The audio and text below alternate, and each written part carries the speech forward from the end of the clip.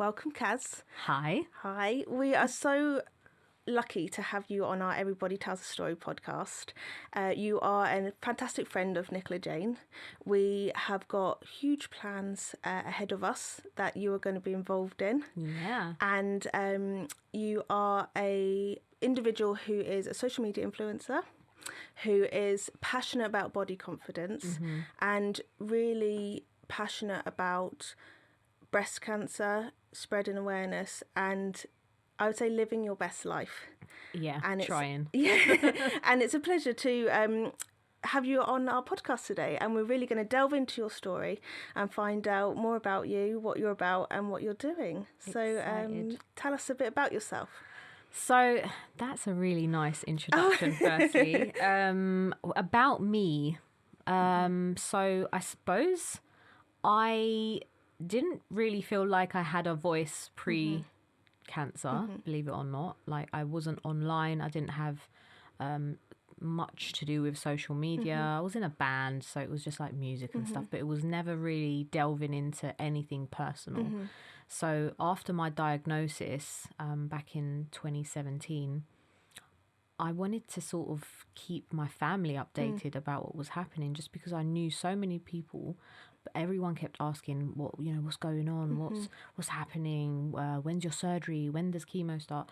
And I said, you know what? I'm gonna throw it all on to Instagram, and you guys can keep up with the Kaz on Instagram. And so it just became a place where I documented my journey, used it as like a diary, I suppose, and kept my family up to date, whether it was here or overseas, because I've got family in North Cyprus. So yeah, but my breast cancer, I suppose, started the journey.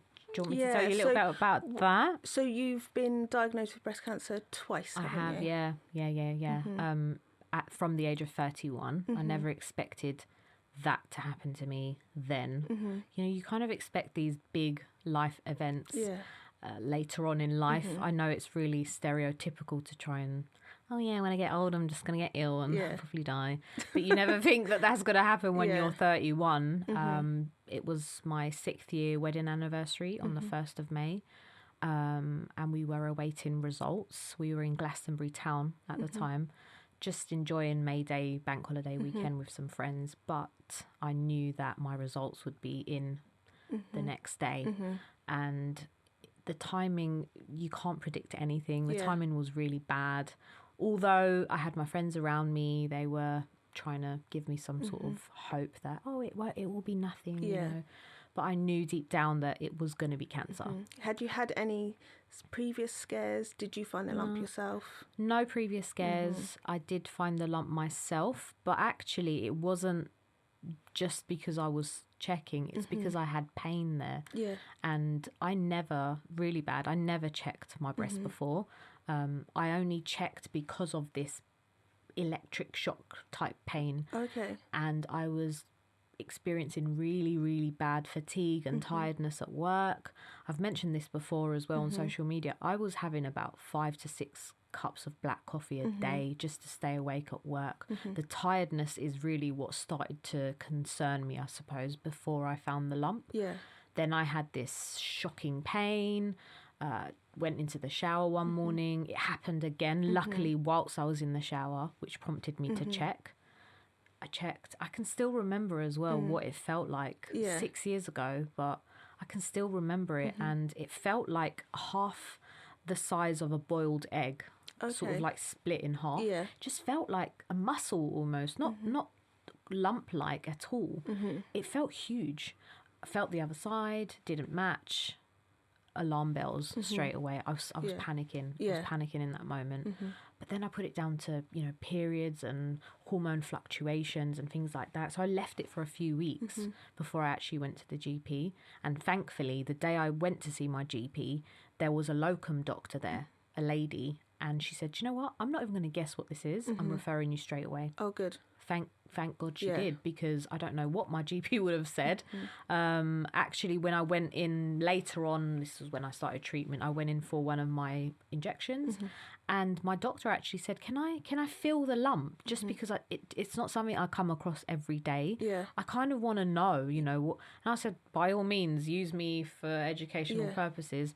And he said, I can't feel a thing. And I'm like, it's there. So I was really lucky. My prognosis was good. The initial stage of being diagnosed, being told that, they didn't know what it was, and as in what type of cancer it was, if it had spread anywhere, that week wait was awful. Yeah, not knowing. Just the not knowing, living in fear of everything, your life, your body, your hair. And a week later, they said that it was just sort of in one area. It was a grade 3 stage 2. It did start to move into the lymph nodes. So chemo was on the cards straight away. It wasn't hormone related at all. It was something called HER2. Okay. So I was HER2 positive only. And so it was really important for the treatment to start straight away. So I guess you're quite young. It's not something that crosses your mind necessarily. No. What would your advice be to women of a similar age who think, oh, it doesn't happen to women my age? Don't be that naive. Like, anything can happen to anyone. It's kind of like saying, I'll never be run over. Yeah. That is, you just can't say it. You don't know what will happen to you. Yeah. I would say just be aware of your body. The same way that we do our hair or makeup in the morning, or we notice a spot, you should be able to notice a change in your breast the same way you'll notice spots and blemishes and things like that. I would say just get to know yourself a little bit more, and probably don't be that naive. I was really naive. Really naive. The first time you were diagnosed, what surgery did you have? So I just had a lumpectomy. I was umming and ahhing, as you do, about what type of surgery to have. I didn't want to lose my breast. I was so young.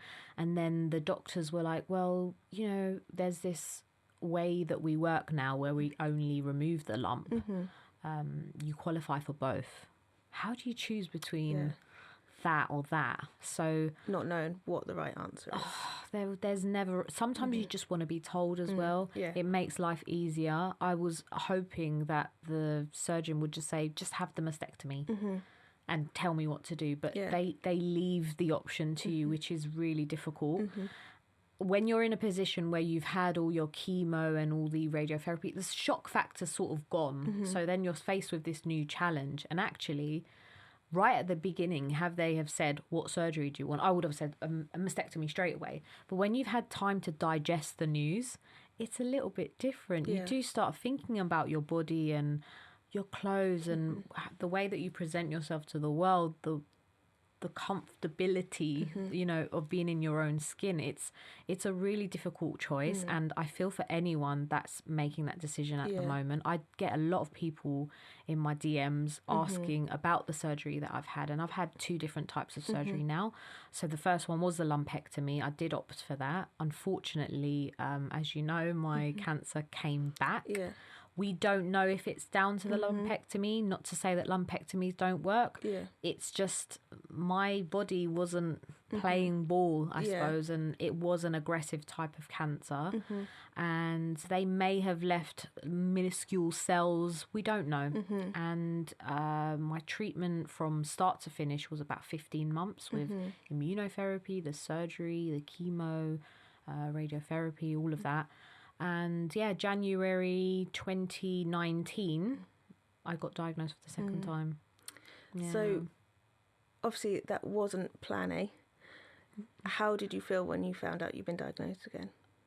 It was worse the second time than it was the first time. I was like, this is it. This is how I'm going to die. There's no possible way that I'm going to be lucky again. I was really fortunate to have got through the first diagnosis and do everything that I could, throw all the positivity at it, sort of thing, and fight that. We have that language, but the second time I was like, oh my, I'm a goner in that way. I was like, that's it. I was so scared. I had this moment where everything just went completely silent, and I couldn't move. The nurses were trying to apparently touch my face and wake me up. All I remember was Matt, because he was my husband, who was in the room with me. He was shaking me. He was like, "Are you okay? Are you okay?" And I felt like I was going to pass out. It was all white noise at the time. I guess it's a lot to process, knowing what you've already been through before, having to go through it again. I think that's why it was hard, because I know how difficult it was the first time, and I had just got my hair back, and I didn't want to do it all over again. And again, I had to wait another week to find out if it was anywhere else in my body, and that was just terrifying the second time around. Like the first time, I didn't really get it, but the second time was just awful. But they, again, touch wood, my prognosis was good. It had just reoccurred in the exact same place. Can you believe it? In the exact same place. It came back in the same place, the same breast, and it had to go. Yeah. So, of course, I was living with this notion of, I should have had this mastectomy the first time around, but you don't know what's going to happen. So, everything, in my opinion, happens for some particular reason, as cliche as that sounds, but I got through it, and I had a reconstruction immediately after the mastectomy. I just didn't want to wake up without anything there. Yeah. That really knocked my foresight or my confidence. Yeah. What type of reconstructions did you have? So I don't know if you've heard of the DX, Yes. using the belly fat transfer. I had that one. So it meant 2 teams. So one team would go in and they'd do the mastectomy, and then the second team would come in immediately and then do the reconstruction. And it was about a 10-hour operation. Okay. The recovery was really horrible, really, really, really tough.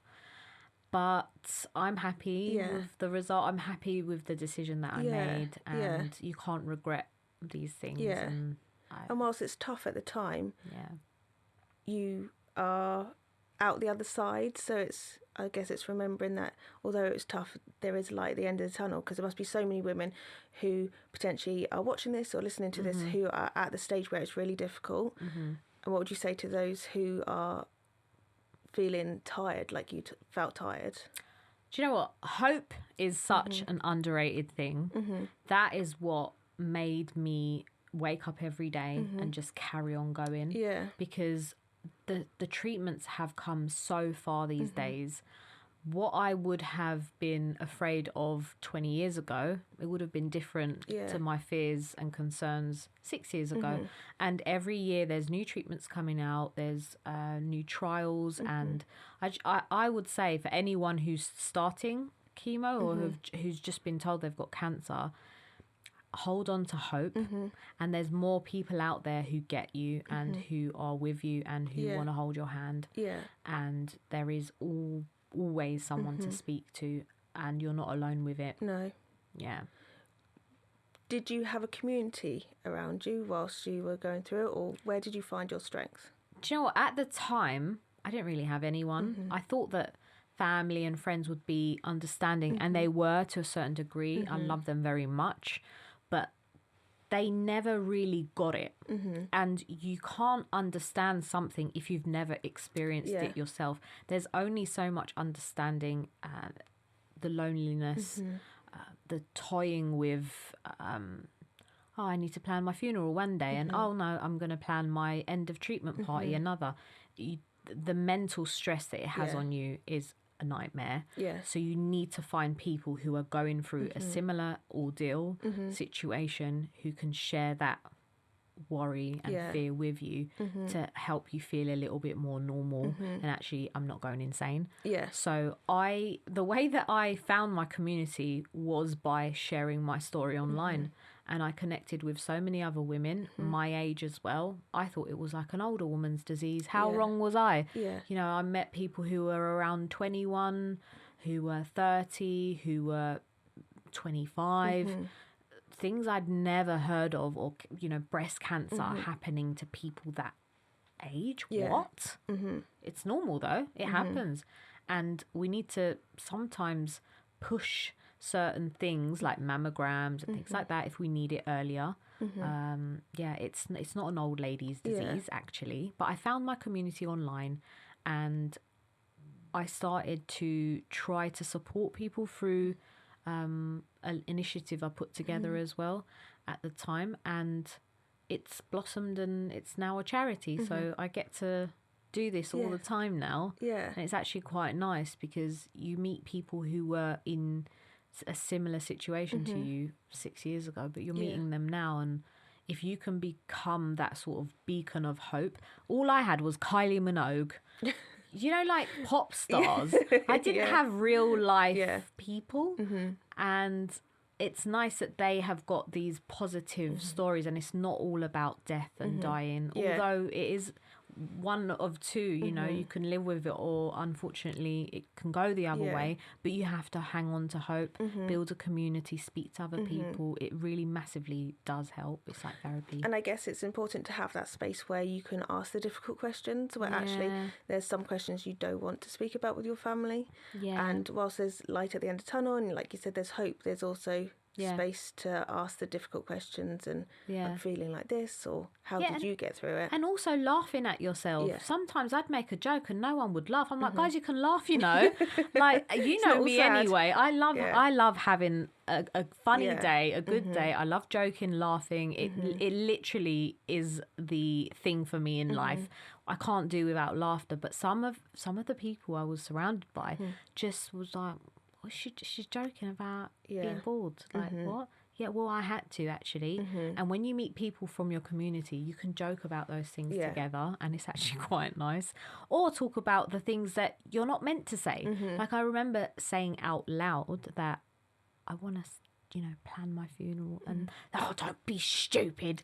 And you don't get that with people who, again, are going through the same thing as you, because they've had that thought, and actually they're not stupid. So it's a normal thing, to talk about these things. Yeah, definitely, and have a space where you can. Now, you not touched on a minute ago. So on your first diagnosis and through your treatment, you lost your hair, didn't you? I did. So how did you process that? Because I think sometimes as females, hair is something that is a big part of our identity, and processing losing it is a big thing sometimes. I mean, I'm Turkish. I'm very hairy.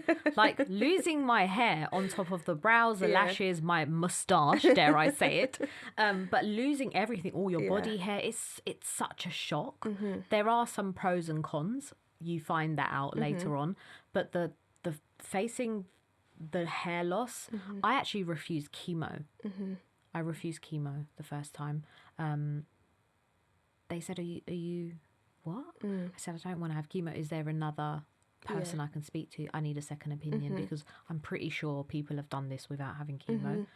I just had that idea in my head of being that really sick person, bald and no colour in their face, and lying in bed being really sick. That was chemo to me. That wasn't cancer, that was chemo.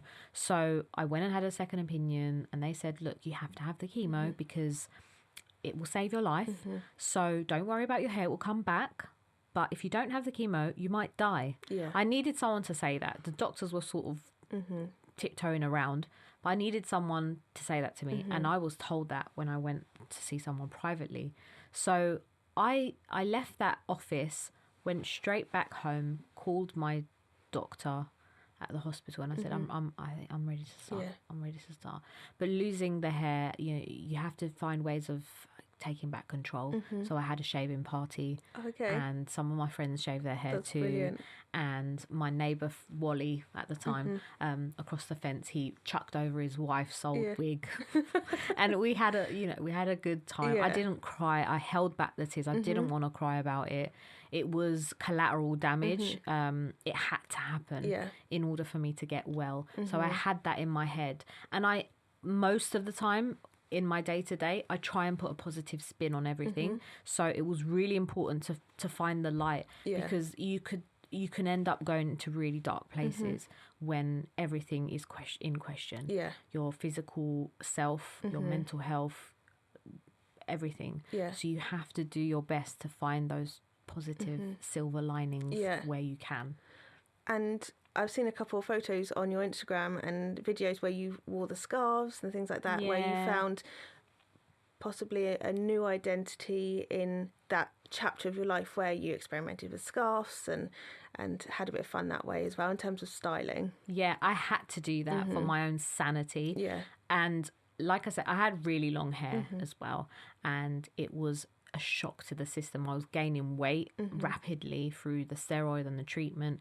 I was losing my hair, and everything that made me at the time, your brows and, like I said, lashes, hair, everything that made me physically me had changed. It went. Even my little niece at the time, she was quite scared of me, so I did this little magic trick with all of my colourful wigs. I'm like, you know, your auntie, she's a wizard. And she goes, what? I said, I can change my hair colour with the tap of a wand.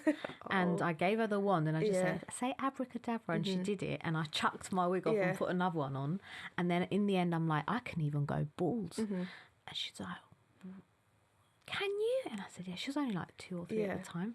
So I said, close your eyes and tap your magic wand. And she did it, and I chucked my wig and was bald. She goes, oh my God. So let's go in the garden and try and find fairies. And that's it. She wasn't scared of my bald head anymore. But I had to experiment. I had to find myself. I think one of the things about losing your hair is navigating you, and actually my hair didn't make me. No. So I did things that made me happy. I wore bright colours. When it came to fashion, I was stomping into chemo with these big boots one day, or a really bright funky t-shirt or something the next. And I really took power in being a new character every day, actually. And it was quite nice. Finding yourself in the dark is quite hard, actually. So you need to try and do whatever you can. So fashion for me was one of the biggest things. Oh, I love it. Yeah. Do you think there is a lot of focus on sort of the treatment and the medical side? Do you think sometimes the side of appearance is sometimes washed over, and maybe as a cancer patient you might not feel comfortable enough to be like, actually, how am I going to look? It's sort of an insignificant question, but actually a significant part of your identity. That is a struggle that it's not always seen. And when you do say it out loud, you sound vain, and you get worried about being branded this vanity driven. No. Actually, we need more of those services being pushed, because I don't know why chemo has to make you lose your hair. And it's for men and women, it's so challenging. You know, over time, as we age, we lose our hair. You know, we can face that because it happens over. It's gradual. We can take gaining weight over a period of time, but when it's literally within like 6 months, it's such a shock to the system. And you've got a lot you're processing anyway. And it's a complete, like, who am I? Who am I? Someone needs to help me find who I am. So I definitely think there needs more services to be pushed, and not to make people feel embarrassed by the things that they worry about. I don't think anyone does, but it's still, for me, the questions are asked, but I don't know what is being said. And sometimes people who are finding me and my charity now are like, I wish I found you like 2 years ago. And I'm like, we were in existence, but we're so small that people can't really see us yet. So I would definitely, I'm trying to work with hospitals, and we're trying to do that bit. Again, hand holding is very important. So you've mentioned it a couple of times. So as well as everything else you do, you actually run and founded a charity, didn't you? Yeah. So your charity is called Wigs for Heroes. It is. And tell us a bit about that and the incredible work you do. So this came because of not being offered a decent service when it came to hair loss. So I was sat in this room with my nurse at the time, and I said to her, where can I get a wig, and does the NHS help me with this? And she pulled out this dusty box, okay, and these horrible wigs. And she said, yeah, this is the type of thing that like the NHS can can supply and provide you with it. And my heart honestly went into a part of my body I can't name, right? And I just felt sick. Yeah. I said, hold on a minute. Kim Kardashian, Kylie Jenner, they've got these amazing wigs and you're offering me that. Yeah. What is this all about? She goes, yeah, this is the type of thing. And at the time, again, they didn't know enough about these services to say, actually, hair to wear is the one closest to you. I'm not the expert. Give them a call. That's what should have been said. Don't scare the life out of me with these horrible Halloween wigs. Don't do it. But it was done, and I didn't know that there was this NHS linked clinic, like hair salon. So I went home, as I do. Oh, what do I do about this? Other women, you know, they're probably going through this as well. So I started fundraising. I didn't know what I was going to do with the money, but I needed to get it to my hospital ASAP. So I managed to raise like £6,000 within a matter of months. Wow. And I did call it Wigs for Heroes from the start. And the reason being, where the name came from, is I was going to be buddied up with a lady for chemo. They were doing this buddying system, which was really, really nice. And it was a new thing that they had come up with. And the lady that they were going to put me with was a Polish woman, I believe, but she didn't have very good English. So they ended up changing and putting me with someone else. As much as I loved the lady I was with, I was like, well, why? You know, and they said, you know, because we need to try and find her somebody that speaks her language and things like that. And I'm thinking, yeah, but sometimes you know, like you don't even have to say anything. You know what each other, if you're sat in a chemo chair, you don't even have to speak. You know exactly what the other each other. Yeah, like English doesn't matter. However, they made that decision and it was fine. I respected it. But then it got me thinking, so who is she? And they said, so she's a lady. We can't give her name, but she's been diagnosed with a more advanced cancer than you. She's got 2 young kids and she's a single parent, and my heart just went out to her. Never met this lady. I don't know what happened to this lady, but immediately I was like, what a hero. Like, she's got 2 kids and under 10. She's a single parent and she's going through this alone. What a hero. So Wigs for Heroes, I was like, if I can get this money to her or somehow connect with her, then that'll be amazing. I don't know what happened to her. They can't tell me for privacy and things like that. But that's where the name come from. That unknown lady that I don't even know. I don't know her name. She's the inspiration for Wigs for Heroes, actually. Oh, wow. Yeah. So with Wigs for Heroes, what do you do with the money you raised? Is it directly just wigs that you deal with, or is it support and community? So we raised a bunch of money, and I said, how are we going to give this to the hospital? And they said, don't, because it will end up in the sort of pot, and no one will know about it and how to really use it. So I went away and I started doing like Mac mornings and little events and things like that. And eventually I registered the charity about a year later. It was a really long process, but my husband helped me massively. Shout out, Matt. And he helps me. Got some friends, superstar friends of mine, and they're still the trustees of the charity. And what we aim to do, and we're still doing now, is to gift it as a grant. So we now have partnered with actually that salon that I didn't go to initially. I actually got my wig from somewhere else. It was awful. And we've partnered with them now. So they help us identify people who are struggling financially when it comes to buying a wig. So we help them with that. Oh, wow. We also do events to bring people together to talk about these things. We have coffee clubs virtually. We've got an amazing brunch coming up. I know this podcast will go out way after, but we'll probably have some like next year as well, at the Dilly Hotel, which we've partnered with as well. Just to get the ladies together, ladies and gents, for whoever wants to come and learn something about skincare or just meet people going through a similar situation, and building that community, really. That's amazing. Yeah. So with wigs, obviously you wore wigs, and now sort of you're helping other women wear wigs. Was there a particular style you went for if someone has just been through chemo and they're at the point where they think, I'm going to consider wearing a wig, how did you go about choosing style and things like that, or did you have fun with it? So firstly, if you're listening to this and you have just been diagnosed, the sooner you go and get your wig fitting, the better. Don't wait until your hair has gone, because ultimately what you'd want to do is replicate your natural hair. You want to replicate the way that you looked for a number of reasons. Everyone's got their reasons, but they want to maintain who they are. And I unfortunately went to this salon, this wig place, and I got a wig. I didn't even have it ready for when my hair loss started. So they failed me actually.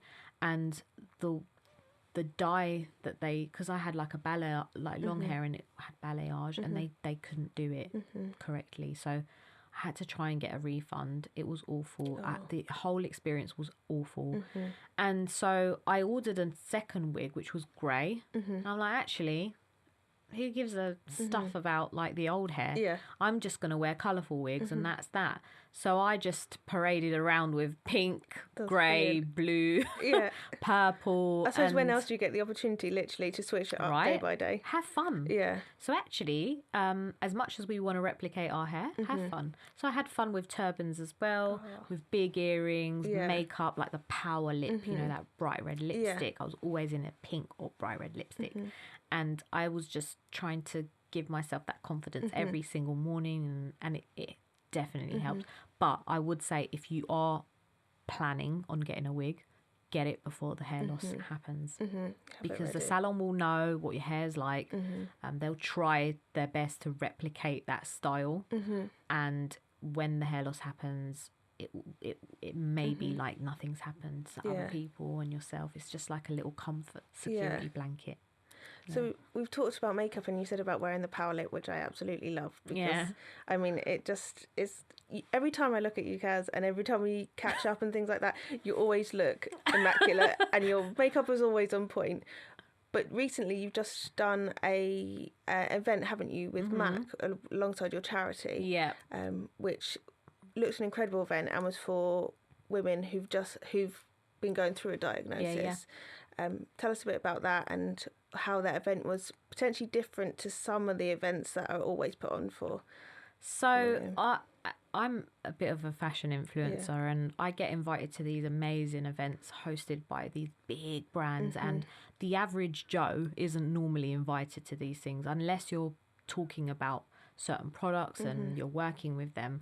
Normally they don't invite the public, general members of the public, to attend. So I wanted to do that for the cancer community, because they're always watching, you know, these big influencers, you know, go to certain events and they'll never have an invite. And I wanted to, why not? Why don't they have an invite? Why don't the consumer have an invite?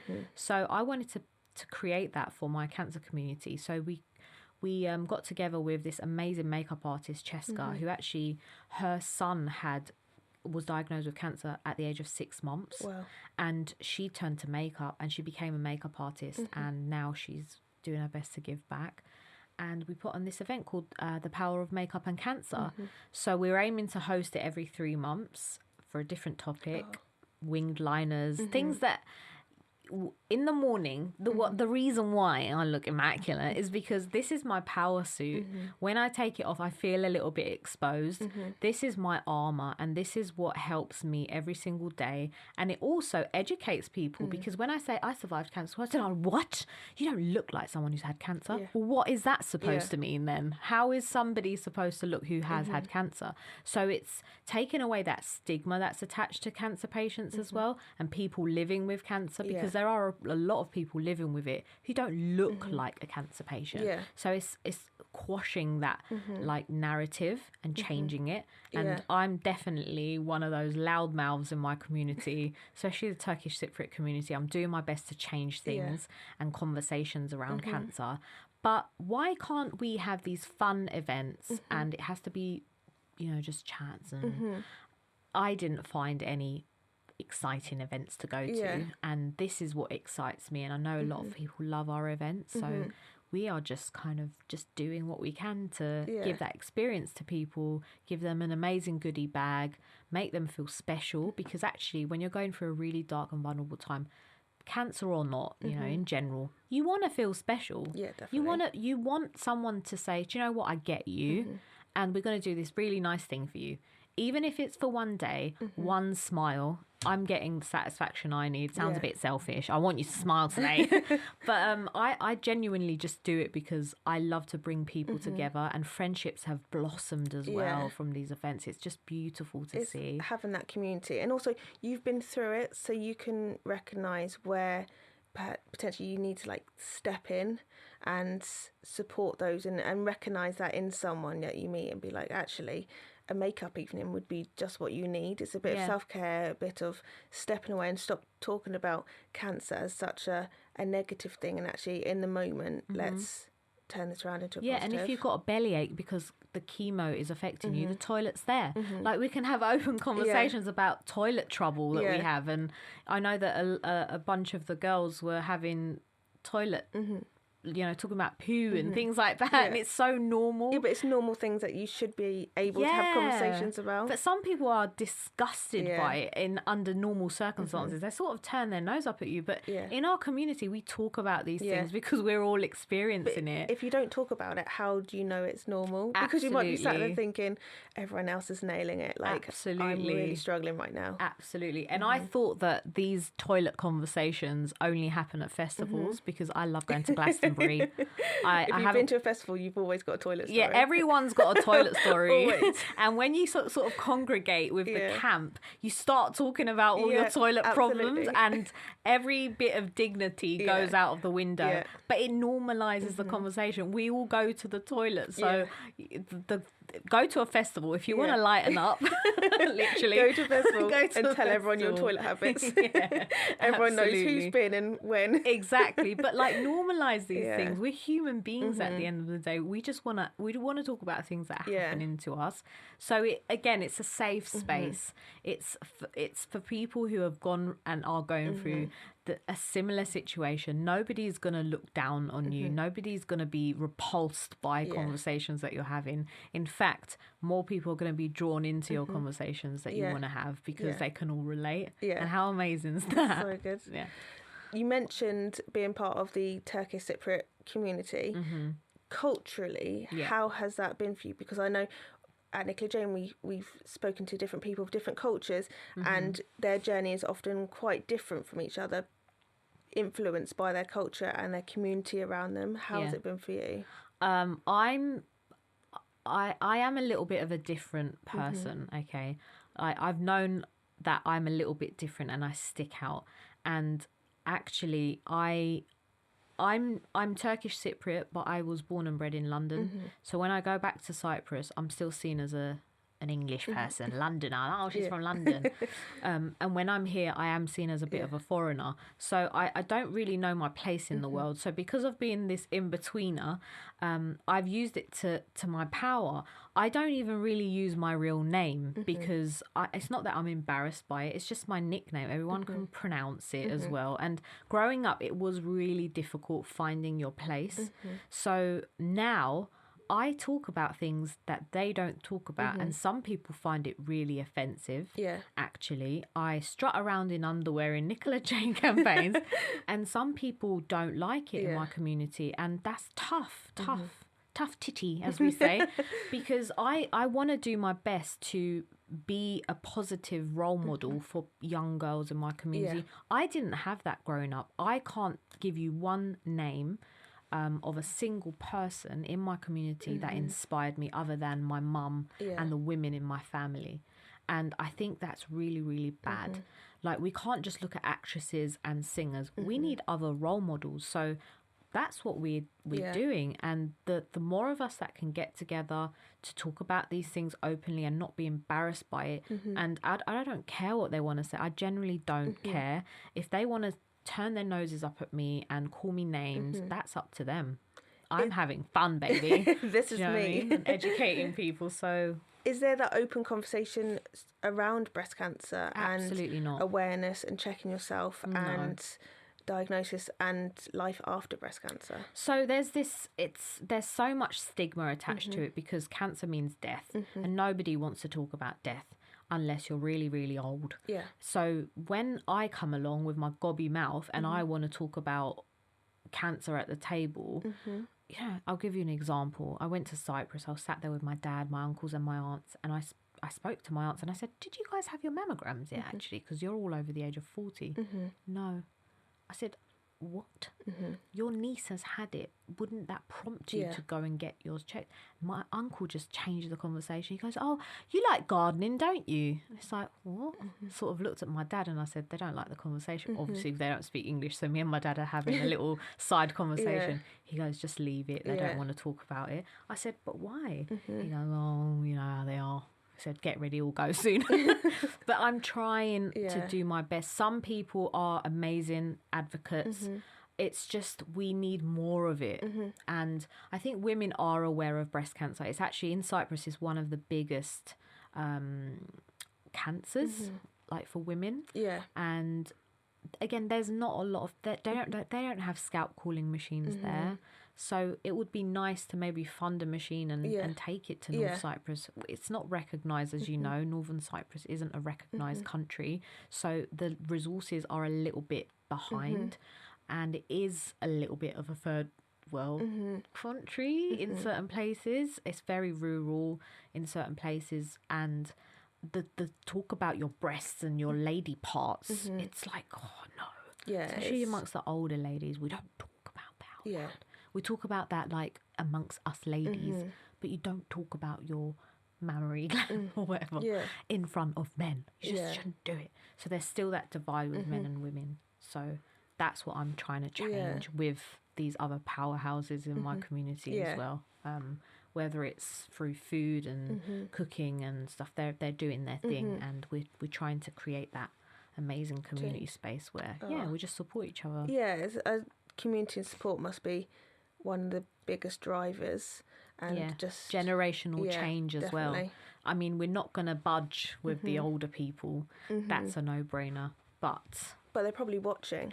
They're watching and they're listening. Yeah. And they're probably saying, oh, you know, flinging things. But the younger people, if we can change the narrative, the younger people will see that. And so this generational curse of being embarrassed and shamed and you shouldn't talk about your feelings and men don't cry. Like we need to change these. Essentially, more awareness will save lives. Oh, absolutely. And mental health as well. They come hand in hand. So, yeah, absolutely. Oh. So you are now post-cancer, well, post all your treatment and everything like that. You've been given the all clear. How has... I guess whilst you're going through all your treatment and everything like that, it's all in your mind, you're working towards getting the all clear and the landmark end dates. How has it been living post-cancer? Is it something, that's it, draw the line, that's it, you're done now, it's not in the back of your mind? Just that. I think every morning I'm reminded, every moment of getting out the shower, I'm reminded of what happened to me, but I try not to let it get me down. It's really difficult sometimes to have a good day. Yeah. But I was telling you guys about my fragile Fridays and that it's okay to have these fragile moments because actually we've been through a lot. We've been through so much.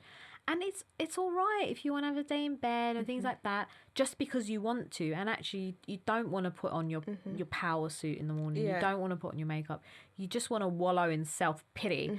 And it's okay to do that. Yeah. But I think I think people just assume that because I look well, I'm 100% over it and it's a thing of the past. But actually, I think about cancer every single day, and it's this innate fear that we'll forever be living with. And someone described it as having a gun to your head. It just gets a little bit further back. And so there's no immediate threat to my life. So I feel like I can breathe most days. But I do remember, and it's kind of being gentle to myself and reminding myself that actually, if I've gone through that, I can pretty much get through anything. Yeah. You live with that, you know. Yeah. You big up yourself. Yeah, exactly. I mean, Yeah. the strength that you have to get through it Yeah. and then beyond is incredible. But I guess it's still a processing stage. Yeah. And you're still processing different parts of your life.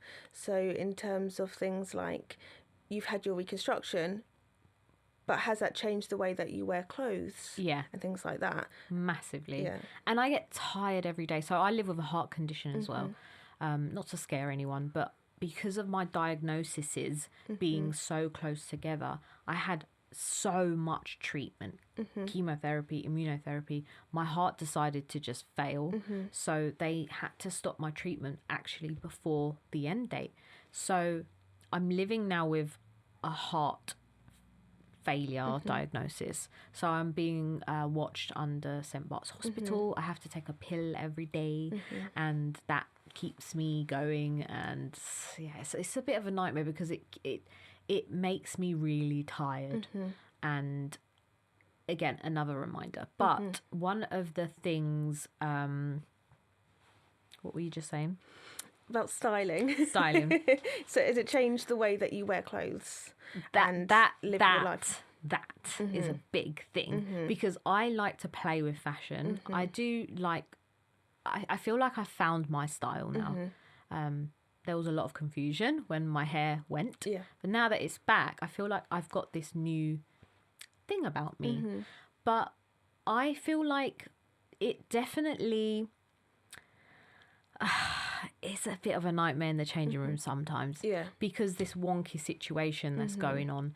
And actually, during the Nicola Jane shoot that we did, I didn't realise that actually putting a prosthetic there would make me feel a little bit more balanced. I do have trouble with balance, and I'm constantly trying to find ways to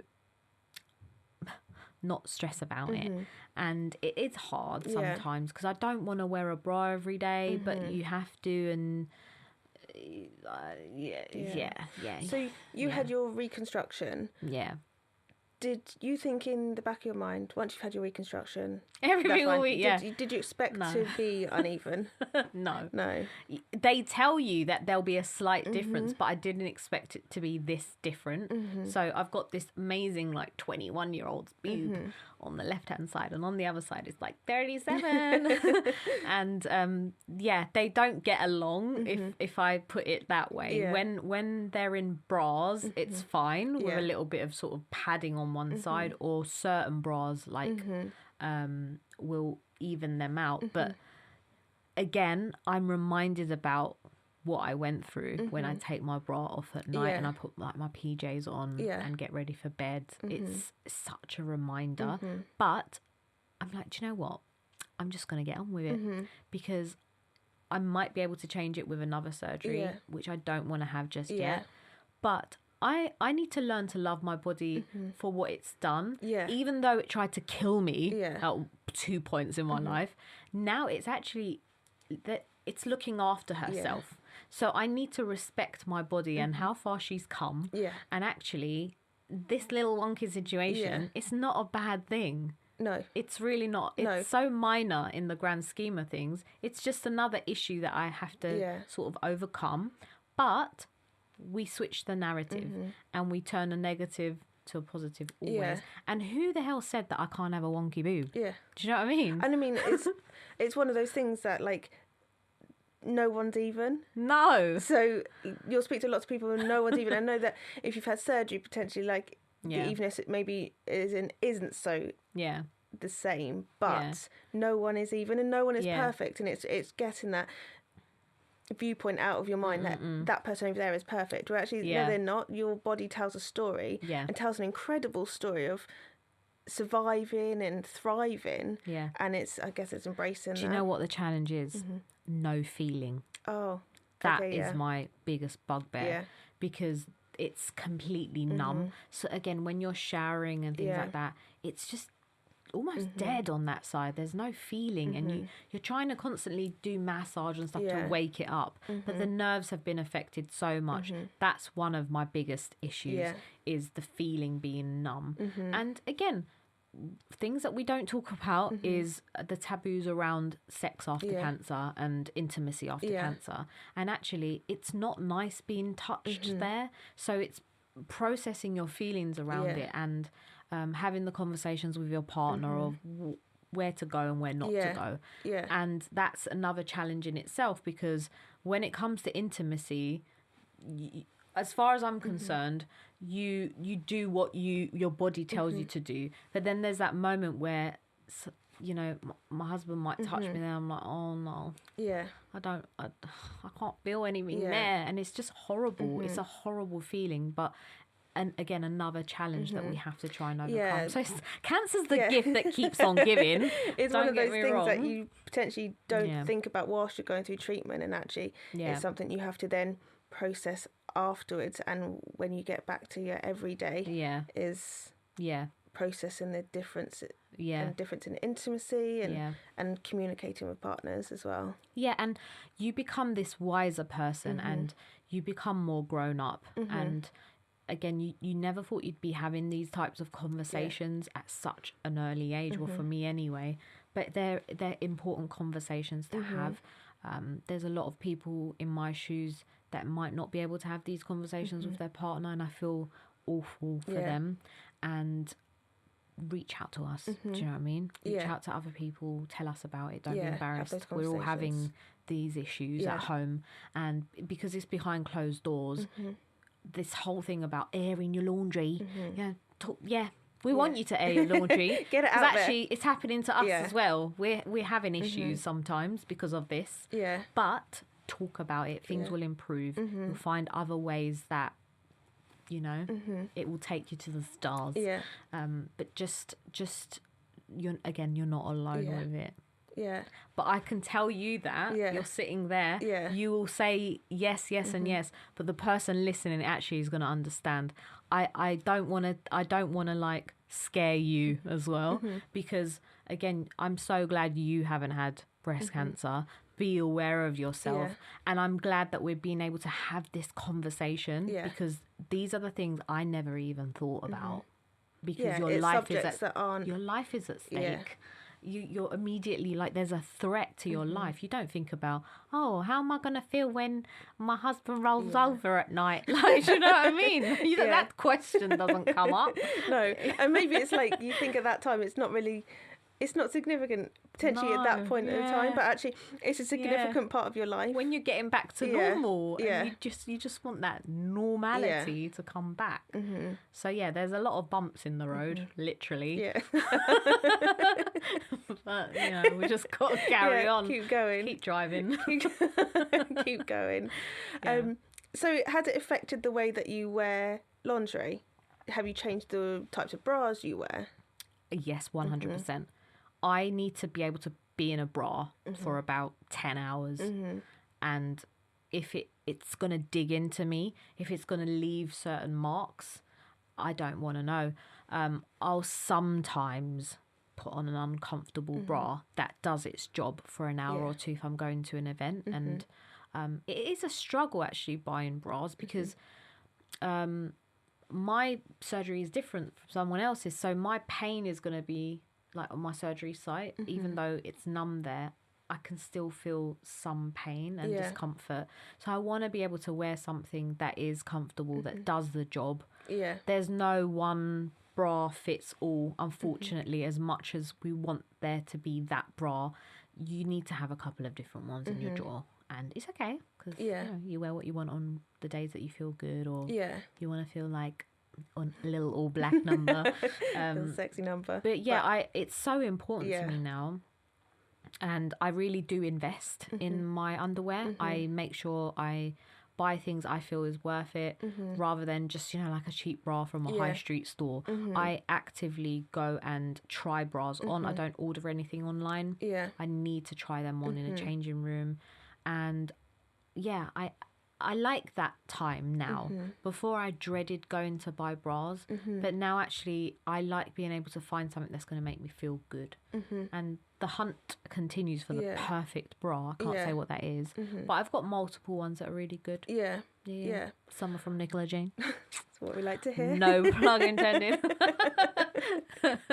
You're like one of the ones that I have worn in the catalogue. Yeah.